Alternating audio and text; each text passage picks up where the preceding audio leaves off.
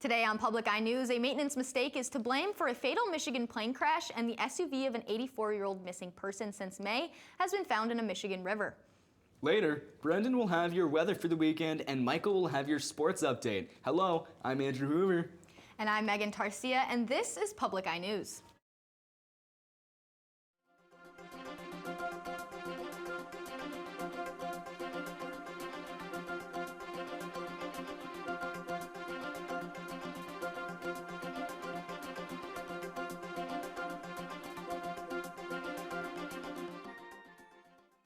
Ford has named Alexandra Ford English as their new global brand merchandising director this morning. English, who is the daughter of Ford executive chairman Bill Ford, already serves on the company's board of directors. This new appointment is likely an effort to continue to fill leadership positions with future generations of the Ford family. Federal investigators in Howell, Michigan have determined the cause of a small plane crash that killed a Delta Airlines pilot and an aircraft mechanic on board back in 2019. A metal intake screen was improperly installed, causing the air filter inside to become displaced, blocking air going into the engine, according to the National Transportation Safety Board report. The plane was under maintenance evaluation at the time of the crash. A vehicle containing a dead body was pulled from the St. Clair River this past weekend. The Ford Edge SUV and body were pulled just 30 feet away from the shoreline in Marine City, Michigan. The vehicle belonged to an 84-year-old woman who has been missing since May 4th. Her family says she had been experiencing memory problems at the time of her disappearance. Authorities have not yet confirmed the identity of the deceased body that was found inside of the vehicle.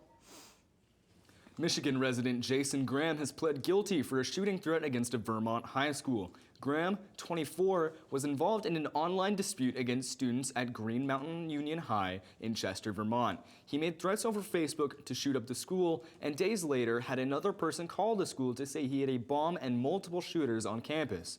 Graham faces a year in prison for the threat on top of an existing conviction for illegally owning a firearm in the state of Michigan. The Michigan Department of Natural Resources has penned an agreement with Utopian Power to provide clean energy to 7 state parks and offices in southwest Michigan. In an effort to curb greenhouse gases, the installation of solar arrays will supply the parks with approximately 1 million megawatts of power. The DNR expects to save $1.4 million in energy costs. Registration has opened for the Great Lakes PFAS Summit. The conference will take place virtually December 6th through 10th. Last year's summit saw an attendance of 1,800, including participants from 30 states and 6 countries. This year, they expect a larger attendance of government officials, environmental consultants, and academic researchers. Don't touch that dial. We will be right back with your national and international news right after the break. But that's just me, I'm gonna live out in defiance.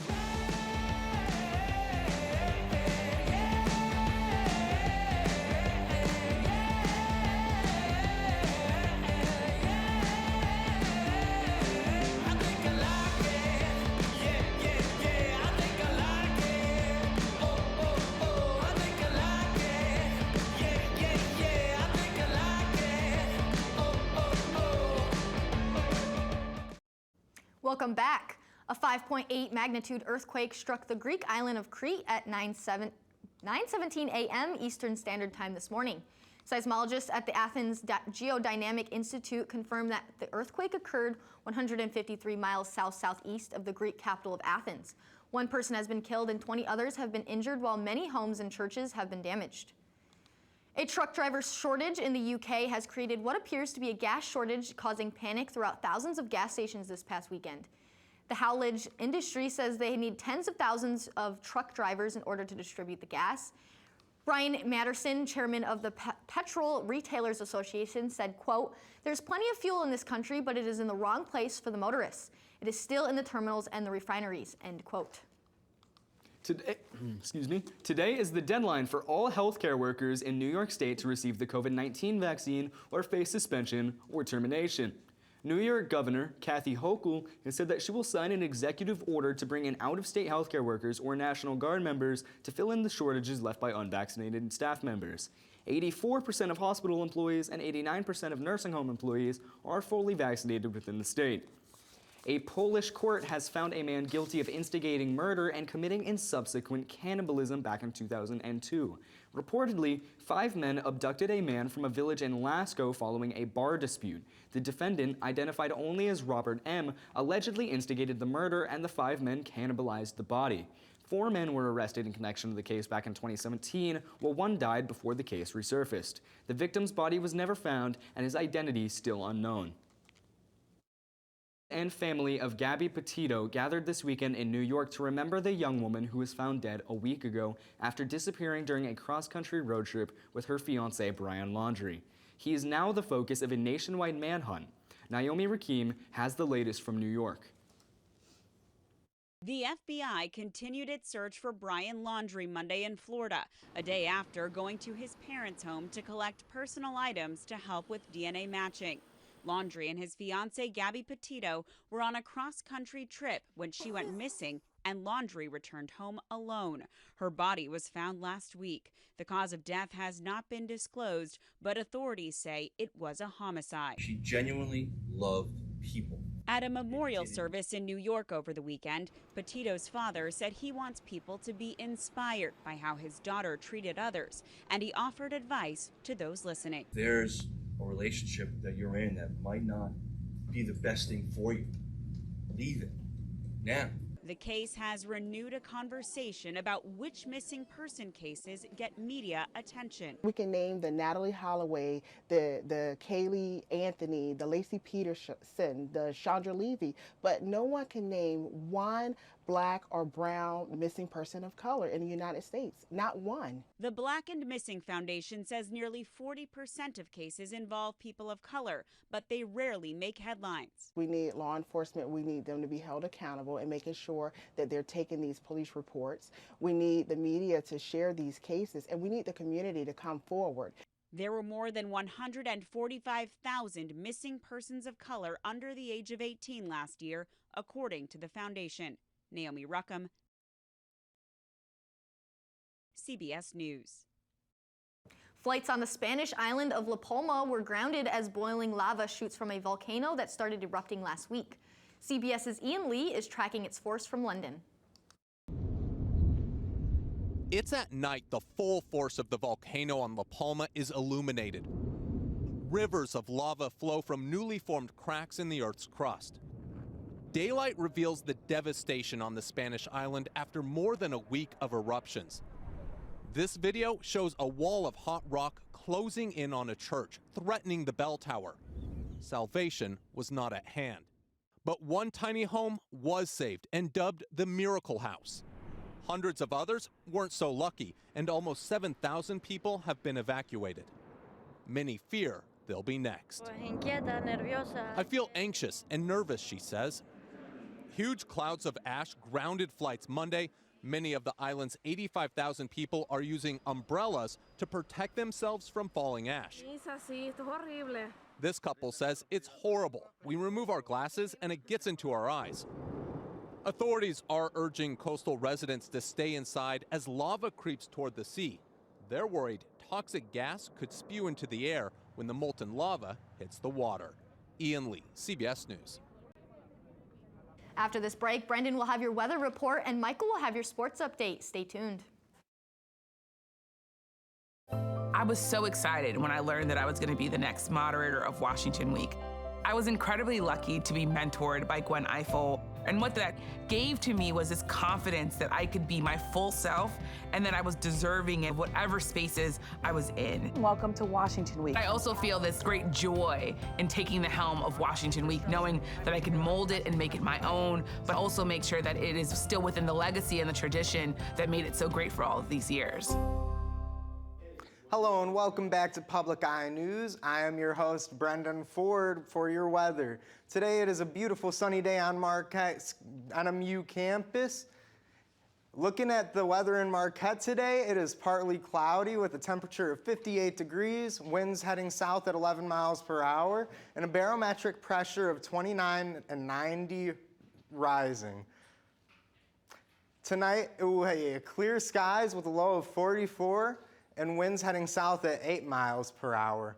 Looking at our temperature tomorrow here in Marquette, it will be sunny with a high of 70 and winds heading south at 8 miles per hour. Looking at the rest of the UP, it will be 64 degrees and mostly cloudy over in Sault Ste. Marie, 69 degrees and partly cloudy in Manistee. In Escanaba, we will have 68 degrees and sunny skies. In Menominee, 65 degrees and mostly cloudy. In Iron Mountain, 68 degrees and mostly cloudy. Over in Ironwood, it will be 66 degrees and sunny. And in Houghton, 64 degrees and mostly cloudy. In Marquette, it will be 58 degrees and partly cloudy. Looking at the rest of the week for Marquette, on Wednesday, it will be 69 degrees at a high. It will be a low of 49 degrees and sunny. On Thursday, it will be a high of 71, a low of 52, and mostly cloudy. On Friday, it will be a high of 72, a low of 54, and mostly cloudy. Here is Michael with your sports. Hi there, I'm Michael Cudahy with your daily sports stories. The Lions came so close to winning their first game of the season yesterday in a 19-7 loss to the Baltimore Ravens. The victory was surely in hand for the Lions as they led 17-16 with 3 seconds left in the game before Ravens kicker Justin Tucker successfully kicked the longest field goal in NFL history. A 66-yarder that bounced off the crossbar and in. In college football, Georgia football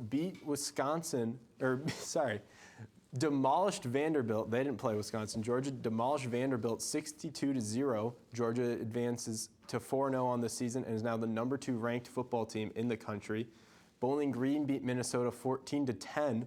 The Falcons went into Saturday a 30-point underdog. Notre Dame crushed and blew out Wisconsin at Soldier Field 41-13. Notre Dame improves to the 9th ranked team, whereas Wisconsin falls out of the rankings. And lastly, yesterday was the Russian Grand Prix in Formula One. The race had a group of irregulars starting at the front, with Lando Norris earning the first pole position of his career and McLaren's first in 9 years. Carlos Sainz, driving for Ferrari, started beside Norris on the front of the grid, with George Russell in his Williams starting third ahead of eventual race winner Lewis Hamilton in his Mercedes.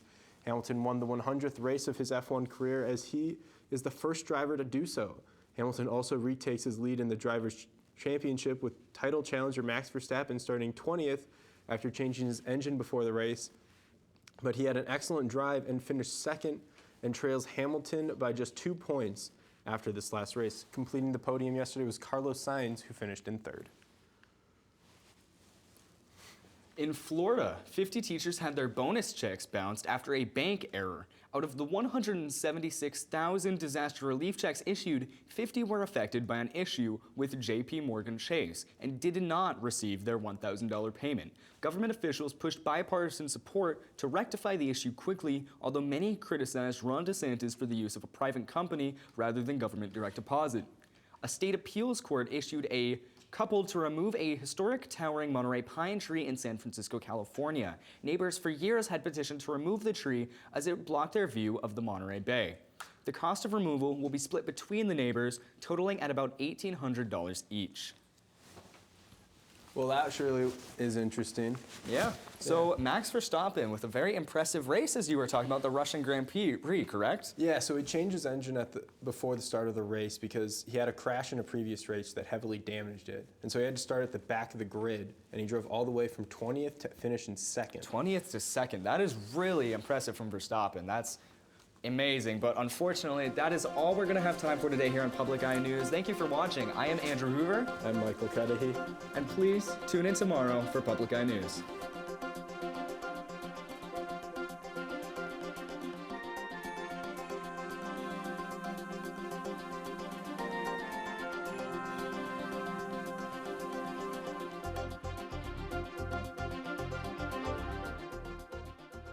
The preceding program was produced by WNMU-TV, Northern Michigan University Public Television, in studios located in Elizabeth and Edgar Hardin Hall.